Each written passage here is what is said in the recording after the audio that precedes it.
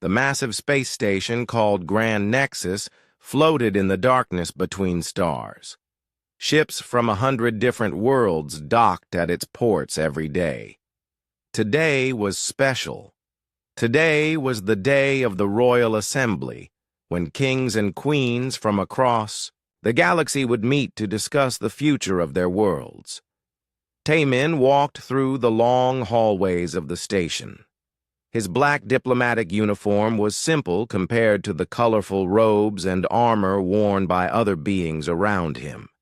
He carried no weapons, no ceremonial sword, no energy blaster, nothing that could hurt another person. This made him stand out even more. Other delegates stared at him as he passed. The insect-like Catherians clicked their mandibles and touched their poison-tipped scepters. The crystal beings from Vorthak sparked with electric energy that danced across their bodies like living lightning. The reptilian saurians showed their sharp claws and checked their plasma weapons. Da-Yun walked beside Taemin. She was his security specialist, but she too carried no weapons. Her hands were empty, her belt had no holsters, and her jacket showed no signs of hidden blades. To most aliens in the hallway, the two humans looked defenseless. "First time at a royal assembly?" asked a tall, blue-skinned alien wearing golden armor. 3 curved swords hung from his belt. "No," Taemin replied with a smile. "But it never gets less interesting." The alien looked confused. "Where are your ceremonial weapons? The assembly requires all delegates to carry their traditional arms. It shows respect for the old ways." "We are exempt from that rule," Da-Un said calmly. "Exempt?" The alien's 3 eyes widened. "That is impossible. Protocol 847 Gamma states that all species must enter the assembly hall armed. It has been this way for 500 years. Taemin nodded. "Check the updated protocols. You will find we are the exception." The alien pulled out a small device and spoke into it in his own language. After a moment, his face changed from confusion to something that looked like fear. He stepped back from the humans and bowed slightly before hurrying away. As they continued walking, more aliens noticed the humans. Whispers followed them in dozens of different languages. Some beings moved out of their way, while others stared with curious eyes. The security checkpoint for the assembly hall was ahead. A massive creature with gray skin and 4 arms stood behind a scanning device. This was Veltar, the chief of security for the Royal Assembly. He had worked this job for 20 years and knew every rule by heart. "Next," Veltar called out in the common galactic language. A Saurian king approached first. He placed his ceremonial plasma claws on the scanning table. The machine beeped and flashed green. A hologram appeared showing his identity and weapon registration. "King Mortex of Saurian Prime, approved for entry with ceremonial plasma claws," the machine announced. The Saurian king picked up his weapons and walked through the energy barrier into the assembly hall. Next came a Catherian queen. Her poison scepter was so deadly that the scanner had to use special protection. The machine took longer to analyze it. "Queen Zix Andra of the Catherian Hive, approved for entry with royal poison scepter," the machine said. One by one, delegates passed through security. Each carried weapons that could kill dozens of beings. Each was approved and allowed to enter. The most important political meeting in the galaxy. Then Taemin stepped forward. Veltar looked at the human's empty hands. "Delegate, you have forgotten your ceremonial weapons. Please return to your ship and collect them. All species must enter armed according to Protocol 847 Gamma." "We carry no weapons," Taemin said simply. Veltar's 4 arms moved nervously. In 20 years, this had never happened. "That is impossible." The protocols are clear. Every species must be armed in the assembly hall. It is for mutual respect and protection. Please check your updated protocols, Diane suggested. Look under species human. Veltar's multiple eyes blinked rapidly as he accessed his computer. His thick fingers moved across the control panel. The screen showed thousands of species. Listings. He found the entry for humans and read it aloud. Species human, weapons status, prohibited, security level, maximum threat classification, entry status, unarmed only. Veltar looked up from his screen. This makes no sense. How can you be maximum threat if you carry no weapons? Before Taemin could answer, a loud voice interrupted them. What is the meaning of this insult? King Mortex had returned from the assembly hall. His plasma claws glowed with angry energy. Behind him stood several other alien royalty, all armed and looking upset. These humans mock our traditions, King Mortex continued. They enter our sacred assembly without weapons. This shows they think themselves above our customs. Queen Zixandra's poison scepter dripped green liquid onto the floor. Or perhaps they think we are not worthy of their respect. On my world, entering another's home without proper ceremony is a great insult. More alien delegates gathered around. Their weapons hummed with power. The air became thick with tension. Veltar looked at his scanner again. The protocols are clear. Humans are prohibited from carrying weapons in the assembly hall. Prohibited. King Mortex's eyes narrowed. So they are not trusted with weapons? Are they children? Are they prisoners? The crowd of aliens moved closer. Some looked angry, others seemed curious. All of them were armed and dangerous. Taemin remained calm. He looked around at all the weapons pointed in his direction and smiled. Da-Un stood beside him, her hands still empty, her face peaceful. Your Majesty, Taemin said to King Mortex, you misunderstand our situation completely. Then explain it, the Saurian king demanded. Why are you allowed to insult us with your weaponless state? Taemin's smile grew wider. We are not unarmed because we are trusted more than you. We are not unarmed because we are prisoners or children. He paused and looked directly at King Mortex. We are unarmed because we are too dangerous to carry. Weapons! The alien delegates fell silent. Queen Zixandra stopped dripping poison. Even Veltar's 4 arms became still. Impossible, King Mortex whispered. Would you like to know why? Taemin asked quietly. In the silence that followed, every alien in the area nodded slowly. They had to know the answer to this mystery. 50 years ago, on the world of Catheria Prime, a young human named Ji Woo sat at a long dinner table. He was only 25 years old, and this was his first big diplomatic mission. The table was made of black stone and filled with foods from many different worlds. Around him sat beings from 12 different species, all trying to make a trade agreement. Ji Woo was nervous but excited. As a junior diplomat, he was mostly there to watch and learn. The real negotiations would be handled by older, more experienced beings. His job was to smile, eat carefully, and not cause any problems. The Catherian hosts had prepared a feast that showed off their world's best foods. The insect-like beings moved gracefully on their 6 legs, serving dishes that steamed and sparkled.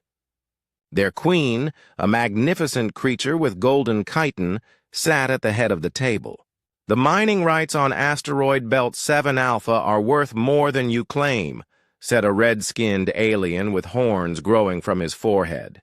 He waved his ceremonial battle axe as he spoke. My people have analyzed the metal content. A crystalline being from Vorthak sparked with blue electricity. "Your analysis is wrong, Demon Lord Krex. Our crystal resonance scans show different results." The argument grew louder.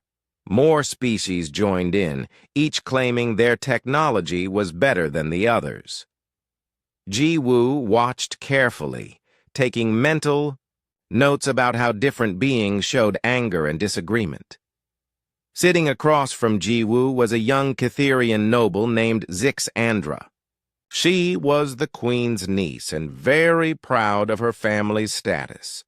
Her ceremonial blade was beautiful, covered in poison that could kill most known species in minutes. "Humans know nothing about proper mining," Zixandra said suddenly, looking at Ji-Woo. "Your species is too new to have real expertise." Ji-Woo kept smiling. "We are always willing to learn from others," he replied politely. This seemed to make Zixandra even more upset. She stood up quickly, her blade in her hand. "Learning is for children. We are discussing serious business here." She pointed her blade toward the crystalline being from Vorthak. "Your people think electricity makes you smart, but poison is the true power." As she gestured, her hand moved too fast. The blade slipped from her grip and cut across her own arm. The poison on the blade immediately entered her bloodstream. Zixandra's eyes went wide with shock. She looked down at the green liquid mixing with her blue blood. Around the table, other beings began to panic. "Call the medical team!" shouted the queen. "Move away from her!" yelled Demon Lord Krex. "Catherian poison kills everyone, even Catherians!" But Ji-Woo was already moving. While the other beings stepped back or called for help, he jumped across the table and caught Zixandra as she began to fall. "Don't touch her!" the queen screamed. "The poison will kill you too!" Ji-Woo ignored the warning. He lowered Zixandra to the floor and examined the wound. His mind raced through everything he knew about Catherian biology. During his training, he had studied the anatomy of 47 different species. "I need pressure points," he said to himself, pressing his fingers against Zixandra's arm in 3 specific places. This slowed the poison's movement through her circulatory system. The other aliens watched in horror and amazement. No one else would have touched a poisoned Catherian. "The antidote," the queen said, her voice shaking. "It is in the medical bay, but she will be dead before they arrive." Ji-Woo looked around the dinner table. His training had included field, medicine, and emergency treatment. "I need something acidic, something with calcium, and something to make heat." "What?" Demon Lord Krex asked. "From the dinner," Ji-Woo said quickly. "That orange fruit from your world, Krex, the white drink from the Vorthak delegation, and those spicy seeds from the Taraxi Empire." The aliens looked at each other in confusion, but they began gathering the items. Ji-Woo took a dinner knife and carefully cleaned it with alcohol from his own place setting. "This is crazy," said the Vorthak delegate.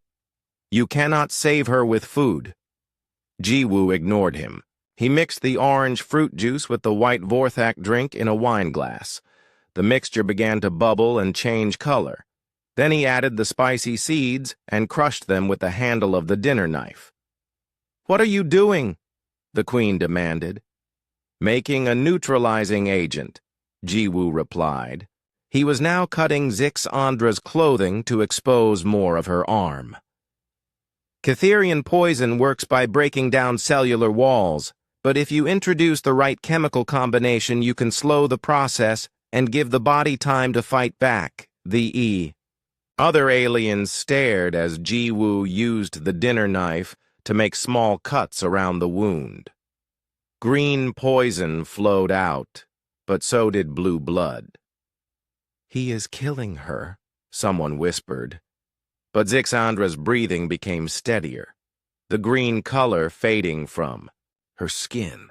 Ji-woo poured his homemade mixture over the wound, and the bubbling reaction neutralized more of the poison. "Impossible," the Queen said. 3 Catherians tried to rush forward to help, but Ji-woo suddenly moved to block them. His movements were so fast and precise that all 3 found themselves on the ground before they knew what happened. "Stay back," Ji-woo said firmly. "You will contaminate the treatment area and you might spread the poison to yourselves." The aliens realized that Ji-woo had somehow disarmed and disabled 3 Catherian warriors in less than 2 seconds, without hurting them and without stopping his medical treatment of Zixandra. "How did you do that?" Demon Lord Krex asked, his voice full of amazement. "Basic defensive training," Ji-woo replied as he continued working on the wound. "All human diplomats learn it." By the time the medical team arrived, Zixandra was conscious and talking. The poison had been neutralized enough for her natural healing to take over. The professional doctors were amazed at Ji-woo's work. "Did you learn Catherian medicine?" asked the head doctor. "I didn't," Ji-woo said. "I learned human medicine and adapted it." The Queen looked at the dinner table, now scattered with medical improvisations. A knife had become a surgical tool. Food had become medicine. Dinner implements had become a complete medical kit. "Show me your hands," the Queen commanded. Ji-woo held out his hands. They were steady, precise, and showed no signs of poison contamination. "You touched my niece while she was covered in poison that could kill you," the Queen said slowly. "You performed surgery with a dinner knife. You created medicine from food. You disabled 3 of my guards while saving a life." Ji-woo nodded. "Yes, Your Majesty." "And this is normal human training?" "Basic training," Ji-woo confirmed. The Queen was quiet for a long moment. Then she looked around at all the other species delegates. "This human saved a life using only dinner implements and knowledge," she announced. "Imagine what destruction they could cause with actual weapons." The room fell silent as every being understood what she meant. 30 years ago, on the military training planet of Nexus 7, 2 humans stood in the equipment room with aliens from 15 different species. The annual war games were about to begin, and every species had to send representatives to test how well they could work together in combat. Dong-hyun checked his equipment one more time. He was a military engineer who specialized in making things work better. Beside him, So-young examined her tactical gear. She was a chemistry expert who understood how different substances could be combined for various effects. "Attention all participants," announced Commander Thexul, a massive Vorthak whose crystal body pulsed with electric energy. "These war games will test your species' ability to cooperate in battle. You will face 3 different scenarios, each with different equipment restrictions." The other aliens nodded and touched their various weapons. The Saurians had brought plasma weapons that could melt steel. The Catherians carried poison guns that fired deadly darts. The Vorthak team members sparked with natural electricity that could stun enemies from a distance. "First scenario," Commander Thexul continued, "standard military equipment. Each team gets energy weapons, defensive shields, and communication devices. Your mission is to capture the enemy base in the simulated city. The teams spread out across the training ground." The city was a collection of buildings designed to look like a real alien settlement. Hidden sensors would track every shot fired and every movement made. Dong-hyun and So-young were assigned to a mixed team with a Saurian warrior, a Catherian scout, and a Vorthak technician. The aliens immediately began planning their attack strategy. "Humans, you take the rear position," said the Saurian. "Leave the fighting to those of us with real weapons." but Dong Hyun was already examining his energy rifle.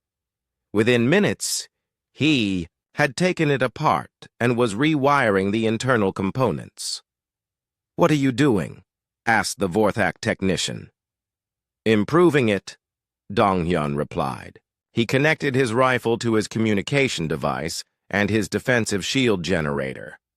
Now it can fire 3 different types of energy, communicate with our other equipment, and recharge itself from the shield power source. The aliens stared as Dong Hyun's standard rifle became something completely different. It was now 3 weapons in one, with capabilities that shouldn't have been possible. "That is against regulations," the Catherian scout said. "No," So-young said, reading from her manual. "The rules say we can use the equipment provided. They don't say we can't modify it." The exercise began, and immediately the difference became clear. While other teams used their weapons in standard ways, the humans had turned their basic equipment into advanced systems. So-young had combined her communication device with explosive charges to create remote-controlled mines. Her defensive shield was now a projectile weapon that could bounce between targets. When the first round ended, Commander Thex-Ul reviewed the results. The mixed team with the humans had completed their mission in half the time of any other team, using tactics that no one had seen before. "Interesting," Commander Thex-Ul said. "Round 2 will be more challenging. You will use only kinetic weapons, guns that fire physical projectiles. No energy weapons, no advanced technology." The aliens grumbled as they exchanged their advanced weapons for simple firearms that used bullets and shells. These were considered primitive weapons, barely better than throwing rocks. But Dong Hyun smiled as he picked up his kinetic rifle. "So-young, do you remember our training on ballistics?" "Every calculation," she replied. The second exercise took place in a mountainous area with strong winds and changing weather.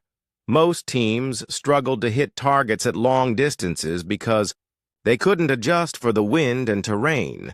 The humans were different. Dong Hyun could look at a target, calculate the wind speed, measure the distance, and account for the bullet's drop, all in his head. His shots hit targets that other beings couldn't even see clearly. So-young was even more impressive. She could predict where enemies would move and fire bullets that arrived exactly when they stepped into position. Her understanding of physics and motion allowed her to make impossible shots around corners and over obstacles. "How are they doing that?" asked a Saurian captain, watching the humans hit targets that his team couldn't reach with their advanced sensors. "Mathematics," Commander Thex-Ul replied, studying the combat recordings. "They are calculating trajectory, wind resistance, and target movement in their heads faster than our computers." When the second round ended, every alien team was talking about the humans. Some were impressed, others were worried.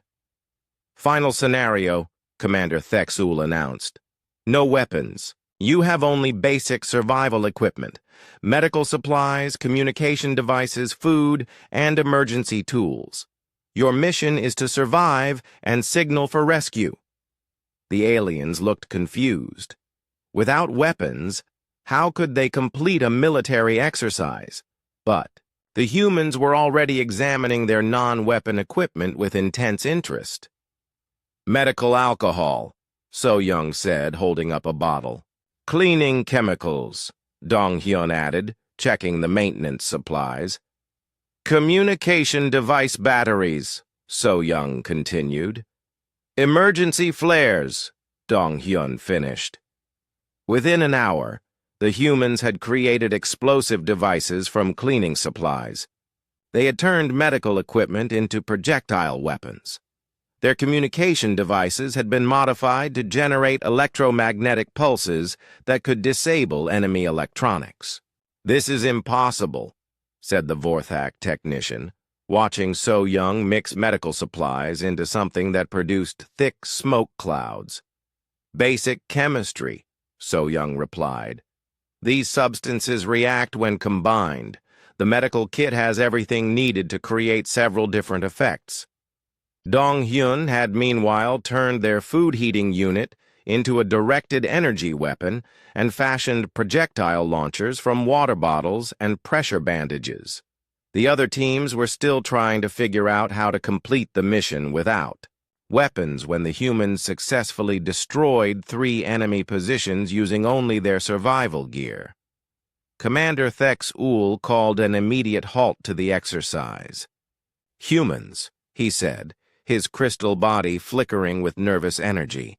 "You have turned medical supplies into explosives, food equipment into weapons, and communication devices into military tools."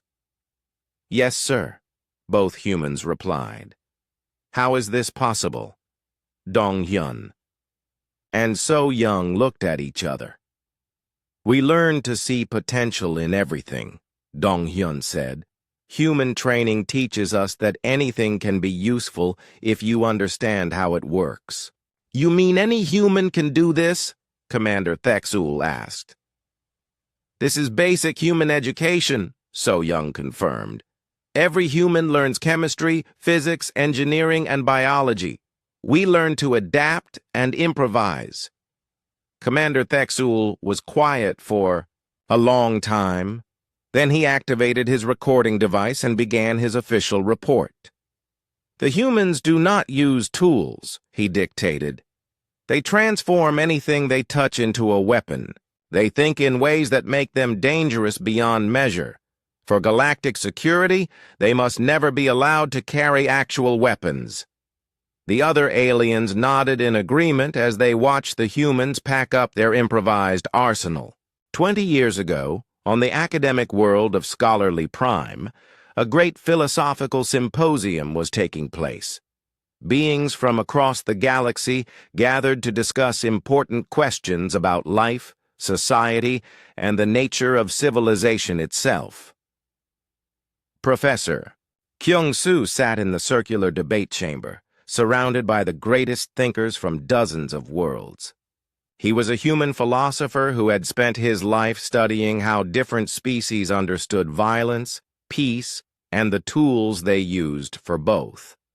Across from him sat Gorth Mazak, the philosopher king of the Saurian Empire. He was ancient even by Saurian standards, with scales that had turned silver with age and eyes that held the wisdom of centuries. His ceremonial claws, worn smooth by time, rested on the table between them. The topic of today's great debate was announced. The relationship between weapons and civilization. Do tools of war make us more civilized or less? Other beings filled the chamber. Catherian scholars clicked their mandibles thoughtfully. Vorthak academics sparked with intellectual electricity. Crystalline beings from distant worlds hummed with anticipation. Gorth Mazak spoke first, his voice deep and measured. "Weapons are the foundation of civilization," he declared. "Before my people had claws and teeth, we were nothing but animals. When we learned to make tools that could kill, we became aware of our own power. This awareness led to rules, to laws, to society itself." The audience murmured in approval. "This was a common belief among the older species. Weapons make us honest about our nature," Gorth Mazak continued. "Every civilized being carries arms, because every civilized being understands that violence exists. We carry weapons not because we want to use them, but because we acknowledge that sometimes they are necessary." He gestured with his ceremonial claws. "These represent my ability to defend my people. They remind everyone, including myself, that I have the power to destroy. This knowledge makes me careful, thoughtful, and responsible." The Saurian philosopher king looked directly at Kyung-Soo.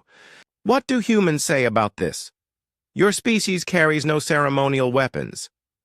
Do you believe you are above the need for such honesty?" Kyung-soo smiled and stood up slowly. He was much smaller than Gorth Mazak and carried nothing that looked dangerous. Honored. Gorth Mazak, he began. Your wisdom about weapons and civilization has truth in it, but I think you misunderstand what makes something a weapon. The chamber became very quiet. You say weapons are extensions of natural predatory instincts, Kyung-soo continued. But humans learned something different. We learned that everything can be a weapon if you understand it well enough. He gestured around the chamber. This building, for example.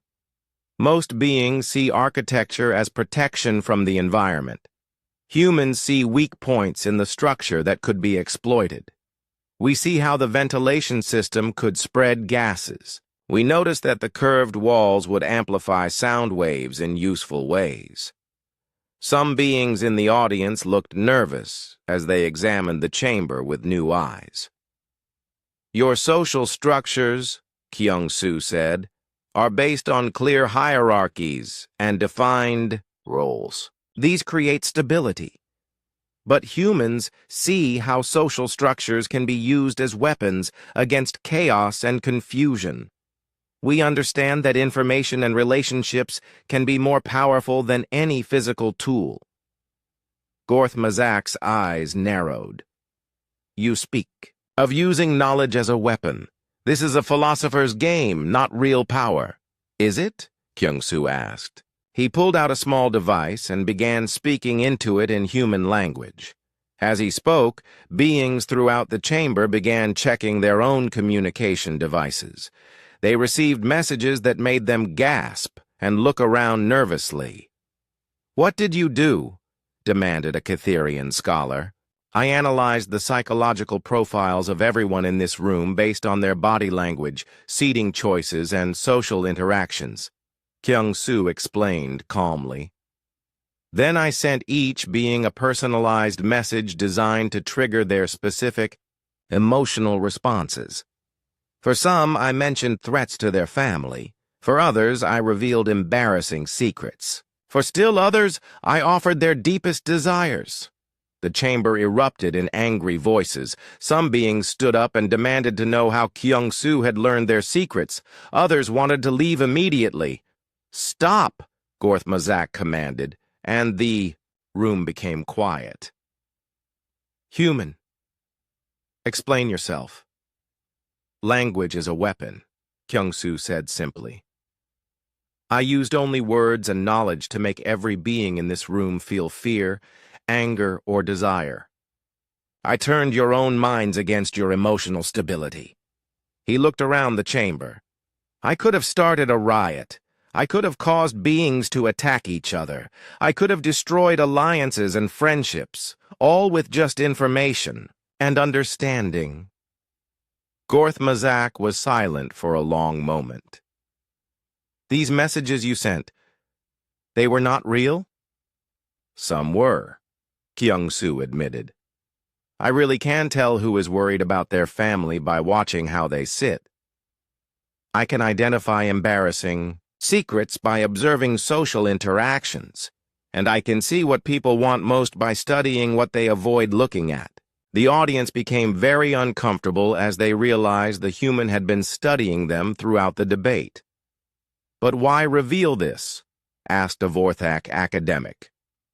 To make a point about human evolution, Kyung-soo replied.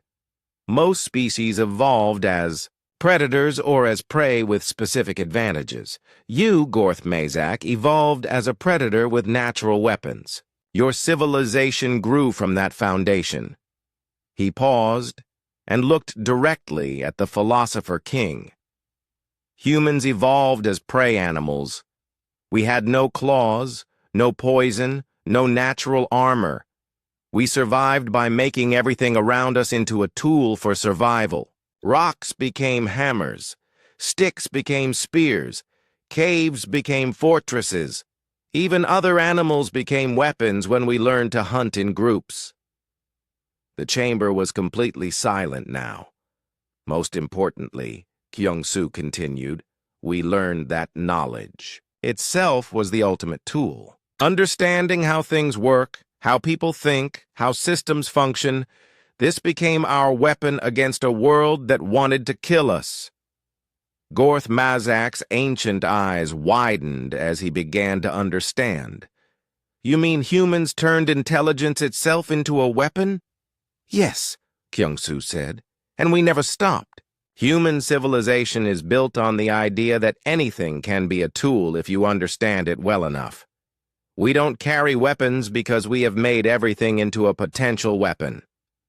The philosopher king was quiet for several minutes, thinking deeply about what he had heard. Finally, Gorth Mazak spoke to the assembled scholars. I have learned something disturbing today, he announced. We predators carry weapons as symbols of our nature. They remind us of what we are and help us control our violent instincts. He looked at Kyung-Soo with what might have been respect or fear. But humans are beyond such symbols. They do not carry weapons because they do not need symbols. They are weapons. Their minds, their knowledge, their very way of thinking. All of it is weaponized. The old Saurian stood up slowly, his ceremonial claws catching the light. The question we debated today was whether weapons make us more civilized. I now realize we were asking the wrong question. The real question is, what do you do with a species that has weaponized civilization itself? Back in the Grand Nexus, the crowd of alien delegates stood in stunned silence around Taemin and Da-Un. The stories from the past had been shared through their communication networks, and now every being understood why humans were prohibited from carrying weapons. King Mortex lowered his plasma claws.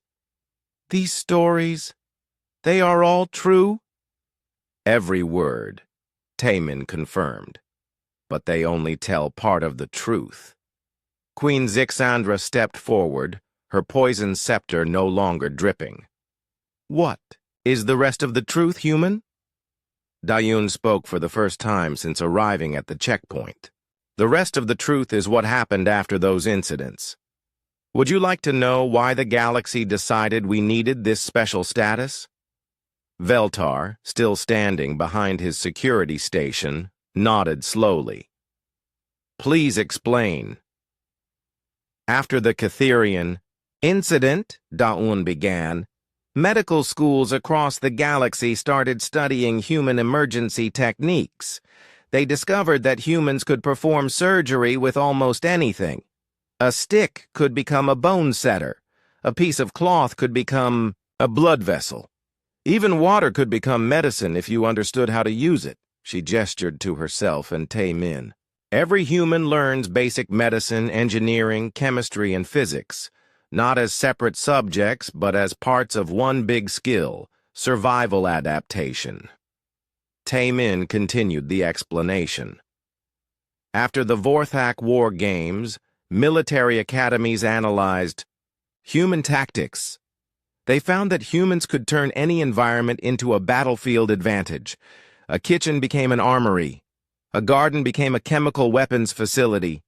A playground became a fortress. An elder alien that none of them had noticed before stepped out from behind the crowd. This was Wan Shik, a human diplomat who had worked in galactic politics for 60 years. His hair was white, and his face showed the lines of long experience. I was part of the committee that created the weapon prohibition, Wan Shik said. Let me tell you what really happened. The aliens turned to listen to this older human. 25 years ago, there was a terrorist attack on Diplomatic Station Beta 7, Wan Shik began. A radical group called the Species Purists wanted to eliminate what they called inferior races from galactic politics. His voice became serious. They took over the station using advanced weapons and held 200 diplomats hostage. The station's security forces were overwhelmed. Military rescue seemed impossible because the terrorists had shields that could stop any known weapon. Queen Zixandra's mandibles clicked nervously. I remember this incident. The rescue was considered miraculous. It was, Wanshik continued. There were 5 humans on that station when the attack began. Within 4 hours, they had neutralized all the terrorists and freed every hostage. How? King Mortex demanded. They used the station itself as a weapon, Wanshik explained.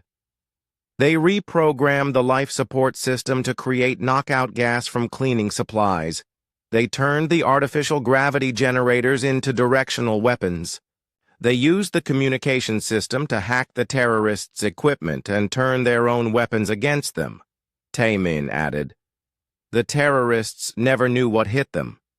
Their advanced shields protected them from energy weapons and projectiles, but they couldn't protect them from the air they breathed or the floor they stood on. Da-Un smiled. The best part was that the humans never left the safety areas. They defeated the terrorists while protecting the hostages using only the stations. Normal operating systems. Wanshik's expression became grave. After that incident, the Galactic Council held emergency sessions. The question was not whether humans were dangerous. That was obvious. The question was what to do about it. Veltar leaned forward with all 4 arms on his security console. What was decided? Some council members wanted to restrict human movement throughout the galaxy, Wanshik said. Others wanted to ban humans from diplomatic missions entirely.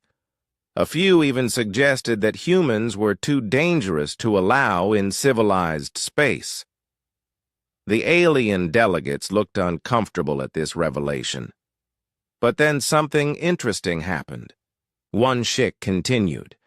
The species that had been saved by humans started speaking up. The Catherians talked about Jiwoo saving Zixandra's life. The Vorthak military praised human tactical thinking. The survivors from Station Beta 7 explained how humans had protected them. Taemin nodded. The Council realized that human adaptability made us dangerous to enemies, but valuable to friends. So they created the weapon prohibition, Da-Un said. Not to limit us, but to make everyone else feel safe around us. Suddenly, emergency alarms began ringing throughout the Grand Nexus. Red lights flashed, and an automated voice announced, "Security breach in Section 7. All diplomatic personnel report to emergency stations immediately." Through the security monitors, everyone could see armed figures moving through the station's corridors.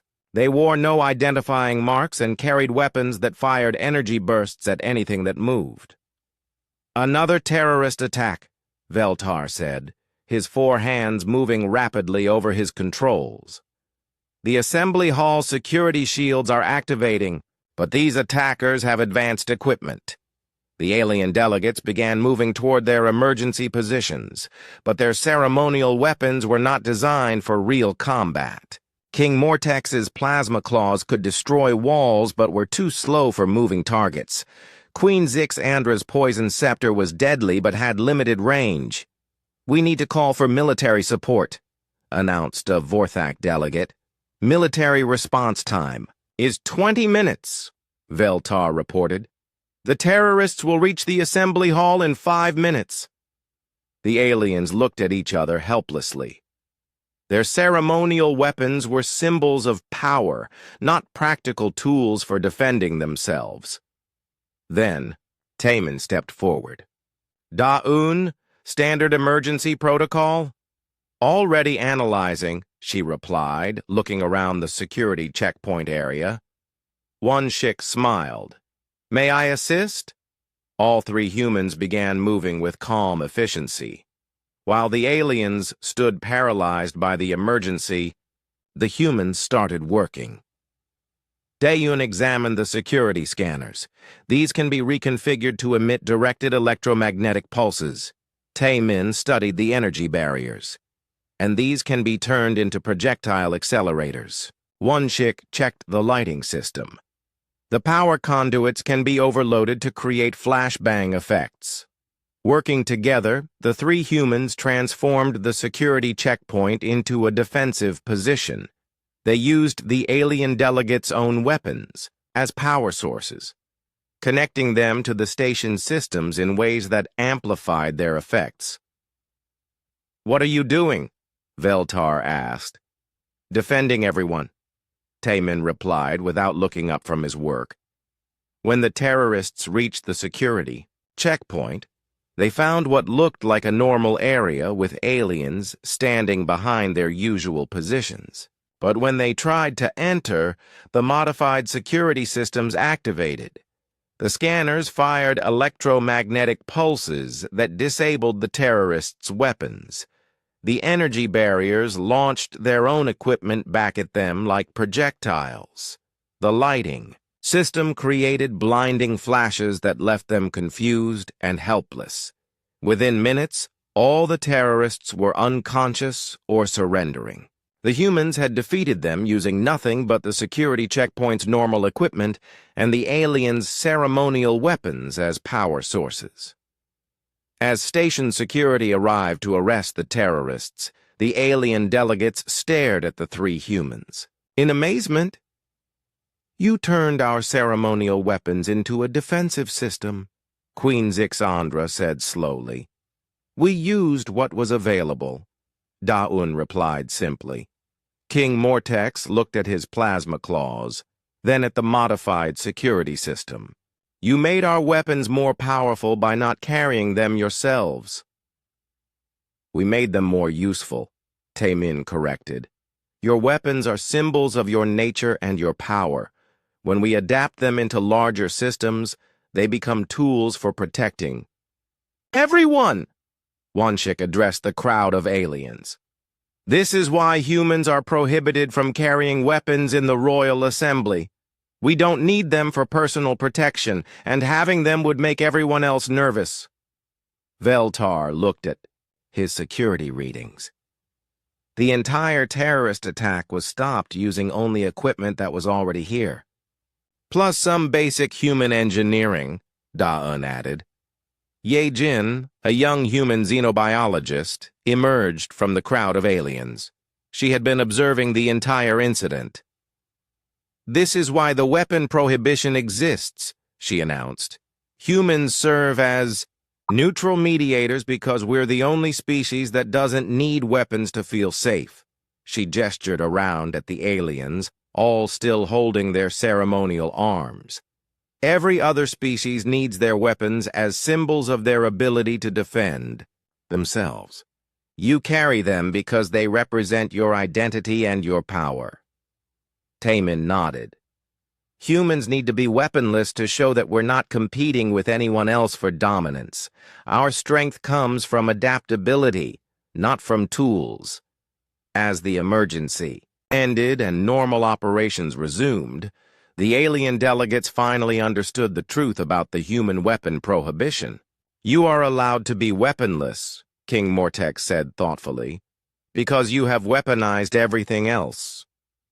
"We are required to be weaponless," Taemin corrected gently, "because the universe is our armory, and everyone knows it."